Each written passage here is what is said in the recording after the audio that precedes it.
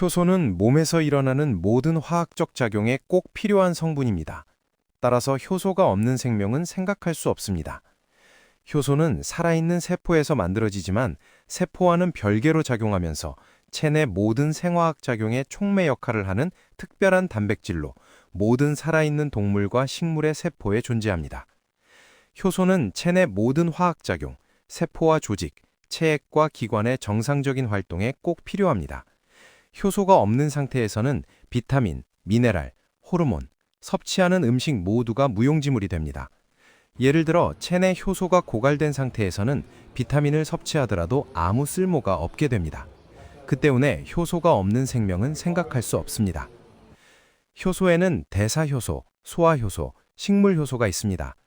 대사효소는 우리 몸의 정상적인 기능을 유지하도록 돕고 췌장, 위, 소장, 입 등에서 생성되는 소화효소는 음식물을 분해하여 소화를 돕습니다. 식물효소는 익히지 않은 날것의 식물에만 존재하는 효소입니다.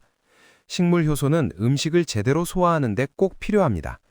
식물효소는 소화 이전 과정에서 부족할 수 있는 효소의 공급을 늘려주므로 소화 문제를 줄여줍니다. 식사를 통해 식물효소를 충분히 섭취하지 않으면 몸에 있는 효소는 빠르게 감소합니다. 효소가 없다면 어떤 식품들은 소화가 잘 안 될 수도 있습니다. 특히 정제 가공식품 섭취로 인해 소화 기능이 떨어졌을 때는 더욱 그러합니다. 식물효소는 또한 혈액에 있는 독소 제거에 도움을 줍니다. 건강한 식단을 실천함으로 충분한 효소를 섭취한다면 소화효소를 만들어내는 췌장의 부담을 줄일 수 있습니다. 그뿐만 아니라 효소 부족으로 인한 소화 문제를 해결할 수 있습니다. 미네랄은 좋은 흙이나 바다에 존재하고 미생물은 미네랄을 먹고 소화합니다. 효소는 이런 미생물 안에서 활기를 띱니다. 식물은 미네랄을 먹고 소화한 미생물을 자양분으로 흡수하고 성장합니다. 이런 이유로 식물에는 많은 종류의 효소가 있습니다. 익히지 않은 채소나 과일 등과 같은 식물을 씹으면 식물의 세포 조직이 파괴되면서 식물 고유의 효소가 나와 음식물을 소화하기 시작합니다. 효소, 비타민, 미네랄은 자연 상태의 식품에 존재합니다. 모든 자연식품에는 소화에 필요한 적정한 종류와 양의 효소가 있습니다. 단백질, 당분, 탄수화물, 지방, 칼로리가 식품에 어떻게 얼마나 함유되어 있는지에 따라 효소의 양과 종류가 결정됩니다. 예를 들어 지방이 풍부한 올리브와 바나나에는 리파아제가 많고 탄수화물이 많은 복숭아에는 아밀라아제가 많습니다. 효소 중에는 독자적으로 임무를 수행하는 효소도 있지만 비타민과 미네랄의 도움이 필요한 효소도 있습니다. 효소를 일하는 사람으로 비유하면 미네랄은 일하기 위한 재료로 비유될 수 있습니다. 따라서 효소가 있더라도 미네랄이 없으면 일을 할 수 없습니다. 이처럼 효소의 작용에 도움을 주는 비타민과 미네랄을 효소의 보조인자라고 합니다.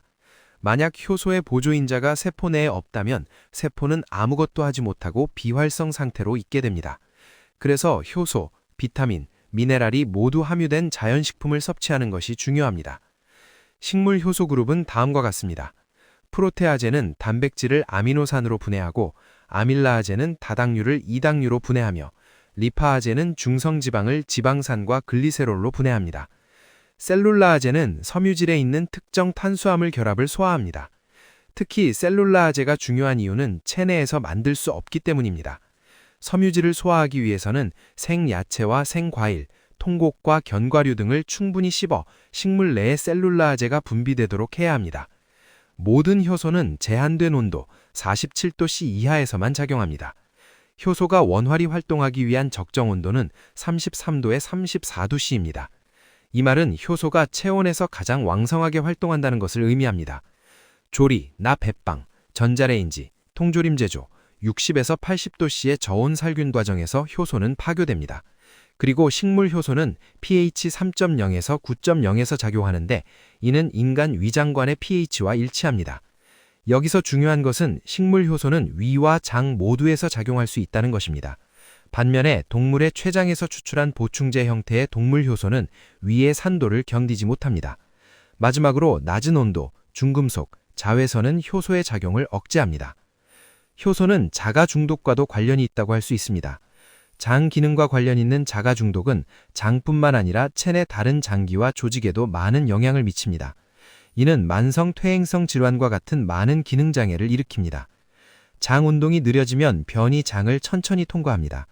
박테리아의 분해와 수분의 흡수 시간도 늘어나 수분 없는 딱딱한 변이 됩니다. 이처럼 변이 빠르게 배출되지 않으면 박테리아와 균류의 분해 과정을 통해 배출되어야 할 위해물이 혈액으로 들어갑니다. 흡수된 위해물은 혈액에서 해독된 후 신장으로 보내져 배출됩니다. 이 과정에서 자가중독 증상이 나타납니다. 염증성 질환으로 인한 면역 문제는 소화불량과 소화불량으로 인해 발생할 수 있는 자가중독과 관련이 있을 가능성이 큽니다. 그리고 이로 인해 생기는 만성 퇴행성 질환, 즉 만성 염증 상태의 원인이 식품 효소 부족이라는 것이 점점 더 확실해지고 있습니다. 1988년 영양과 건강에 대한 공중보건소의 보고는 만성 퇴행성 질환이 식단과 관련이 있다는 것을 명백히 밝혔습니다. 몸은 박테리아성, 바이러스성, 화학적 자극 및 감염에 대한 주요 방어선으로 효소를 사용합니다. 열, 발적, 부위, 통증 증상을 가진 사람들은 식품 효소 부족 증상을 보입니다. 효소 부족이 질병 진행의 원인이 아닐 수는 있지만 질병이 진행될 때 효소 부족 증상이 나타나는 것은 분명합니다.